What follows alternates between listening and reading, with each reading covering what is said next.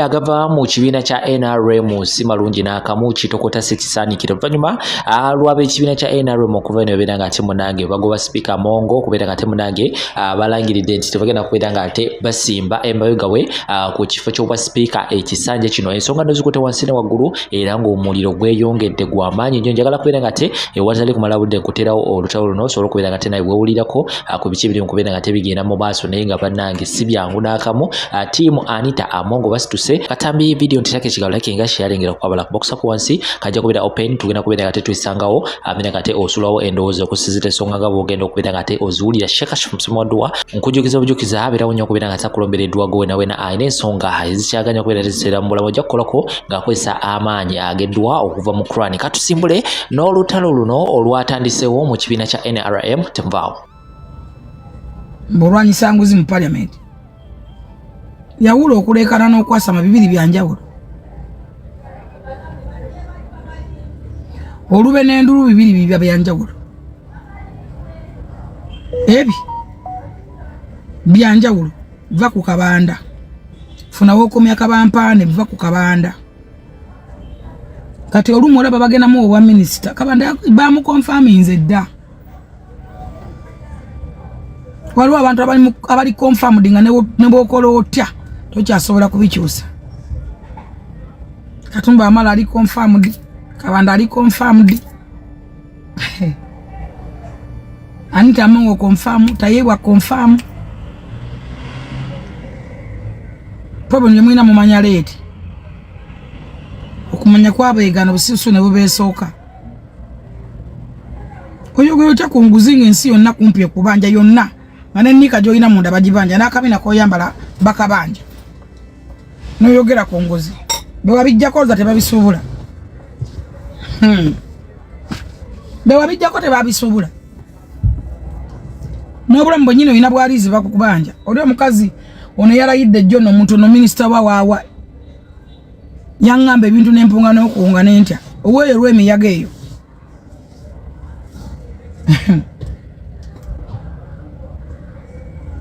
Singo manya abantu bakukowa.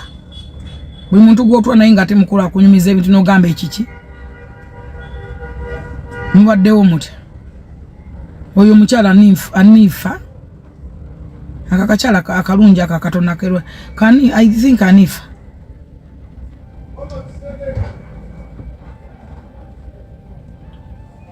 Omwegana sije bakusuula.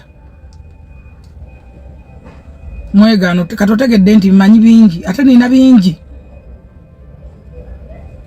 Ne Asia omwala wa muli manyanyo musezi mumanyi. Ne mama wa Male. Omwabbemba ata mumanyi. Mutegere nti ensi yabakowa ko wadda. Eyo yensi mwe tuli. Just kabeera kadde. Lukwaga abadde wano nga ali ku kati naye namulayo ali mu kantu. Bible egamba nti Katonda aseteze enso yatuuse dda mu kantu kati alinga munyagwa. Akera nakakere kati ye no yakatanisa by'obuzindaalo obufu bannange. Obaani amujjeko interview obuzindaalo tebwogera akantu yakatandikidde mu loosi. Yasoose kuyimba kaliyoki ne bigaana. Sina makosa ngava ku kine ngamba otyo awo ensiwe awo just kabakadde. Nengamba enso giraba. Azemu wadongo ne kaliyoki aganyi bawozanga Bobi Wine bino si bya kuyimba kati yazze bukulu. Ebyokuyimba bitandise bukulu. Naye nabyo byalemye. Nengamba Mukama Katonda olina amaanyi oli munene. Oli wa amaanyi. Sajja amalidde mu kuyimba. Kate kaliyoki. Tayimba zize. Naye nezitalize zimwe okumayiminga. Kati John namabye mu kantu ngali kwa Mongo. Abadde kwa press conference wali ku City Hall. Namulabye mukati. Nengamba Allah obuyinza. Ebyo bituyamba no tukuumira eyo nga tuli mu secret seyo. Toyina nju ensula mu kimbwa bweru mu kigaraji yes. Ensi awo bogiteeka we kwagala. Gezaako balage nti oli bulungi. Gezaako balage nti osobola okugula emmotoka. Ola mwayasamira omwana wa Namyala. Omwana omuto baby. Tata omwana oyo mumumanyi. bwe muyitegeera taata w'omwana oyo ssente z'ayina Rayani mwoza lwaki mutunda Doni Rayani taata wa Rayani mumumanyi ssente z'ayina yampaako n'ekyapa kiramba free give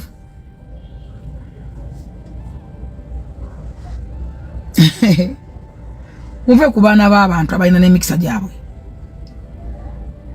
omwana muto brand ambassador mulamba mulekerawo okwogeranga ku bantu kati ngogera mu macyango oyogera ku mwana wa Keti Musa nditasobola kuvuga oba Land Cruiser Keti Kavuma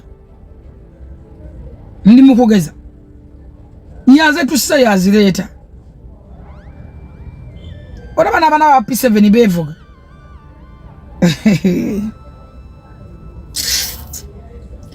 obalumu temumanyi musirikangako ebintu mubireke oyo Musa Kamaka talina bondi eza ineze motoka enene nnyo n'ezendala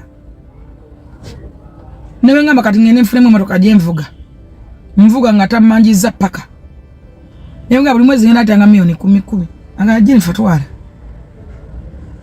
kati fauli level gye tuliko newe nga ngende wale wana mugera njijewe motoka nvuge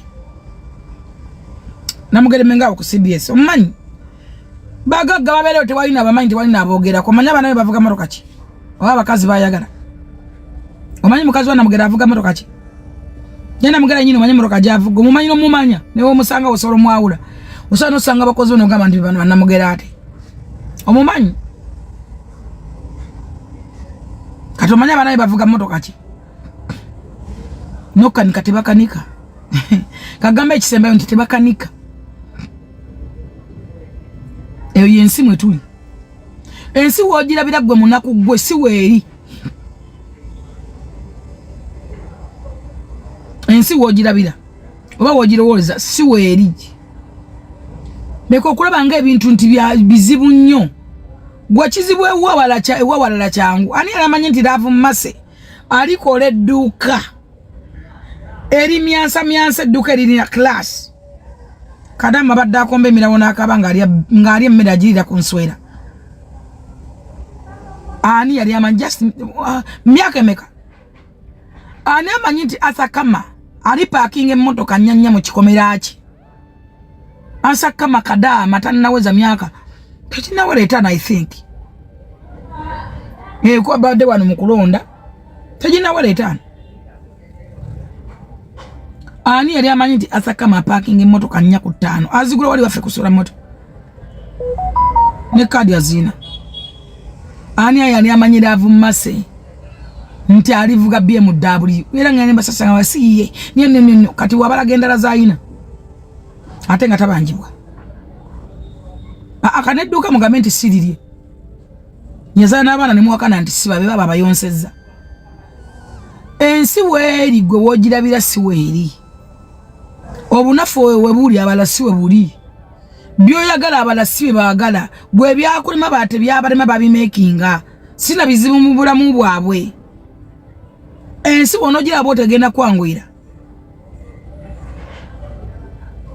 kubanga reason as the world masterpiece ekyakulima mulala kimekinga that's life emikisa gyaffe si gye gimu tetwenkana nga tutezenkana tetuli enkana ate Katonda watekera omulala ekkubo gwe tayiteekawo kkiriza nti oli Mukama yali mutemera naawe linoonye noonya omukisa gwe weezuule wogandika nimire fulufiga wano era kamulimire katolimirya Kabanda mu sipiika mukyawe omanyi Kabanda ne sipiika omanyi alina byamaki omanyi omukwano gwawe gusowa kyenkana ki oba omanyi sipiika ayitamanyi kyekitegeeza muntu bosi okutuma directive ugisoma kati bwe amacha upcoming ojjo mantalo olinya mazzi we no sabanya amazzi owunyiriza abantu amazzi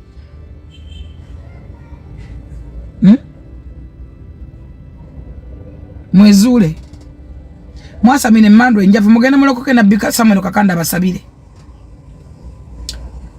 zena sabira man of God, I'm a living testimony temuna kye mungamba nasabira man of God, I'm a living testimony. Njagala what njagala, it's up to you. I'm here.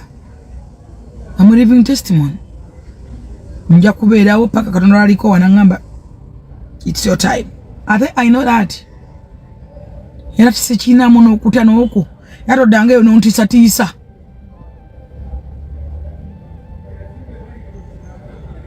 Toddange yo nonkangakanga.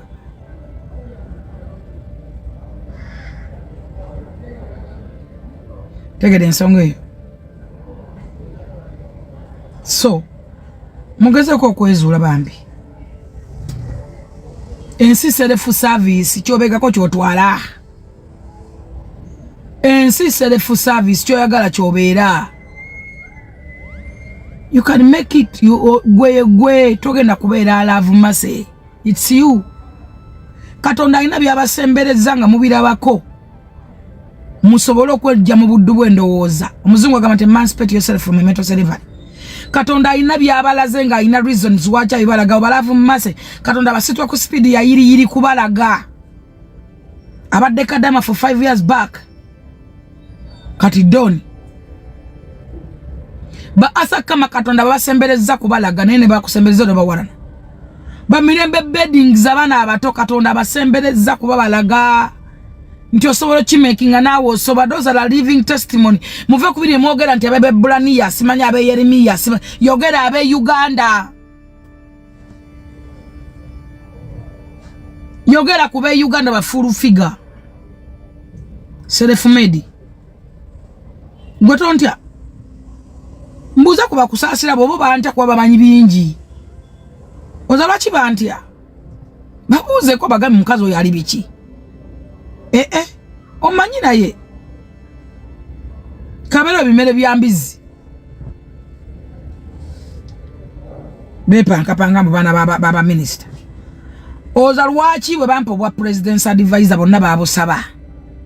I'm a living testimony bonna bali under me balina kubera wansi wange lwansonga ki nze nabawa password nze nabagulirawo nga buli abusaba agamba nga full figure muwa nga full balina na kunnaza bigera abo bali bamalina kigamba advisor kyeki bali bakimanyi okimanya okola ki oba reportinga wo signinga wa bepankira awo mbu basoma bali bakimanyi. Nze naliko omukisa gwabwe nze nayitwako omukisa gwabwe. Nze naitwako omukisa gwabwe. Ababe paka nti bana ba former minister. Nze nange nteka di wateka full figure. Nange nteka di wateka full figure. Nange ka full figure bamuga. Nange pegundi. Nange nsure gundi. Nsure kana bulemu. Gasi yabalinge biwowo byembwa.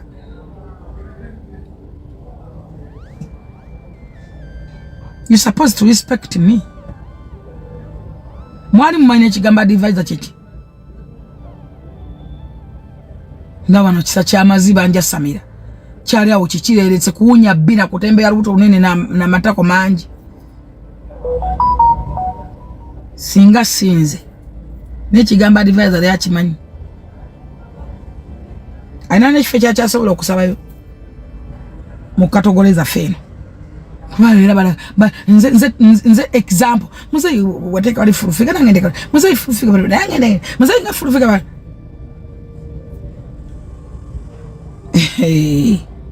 bayina mulago basobola okwegezaako bali wange etubidde mwaliwa nabano kino kitobana mu first respect yourself gendo yonke ekitawo bolos ekate wakuta mabere ankwe transport mali abudde bagamba bali banonya babitibwa singa bali banonya babitibwa mu church baliyo ne mukerezia n'aba sister je bali ozabote babwagala ne mukerezia je bali ne mukanisa za balokole je bali ne mizikiti ababikira je bali singa muzayi yali anonya babitibwa yali amanyi gyalaga ataba meeting muzayi lunaku alaba abantu basuka mu kakaaga buli edde buli lunaku abana abebitibwa era nga bali vere ambo nga bampadde na bulungi nnyo omayi bwe nagenda nyambadde nagenda ni mu jini ya bituli ne jampa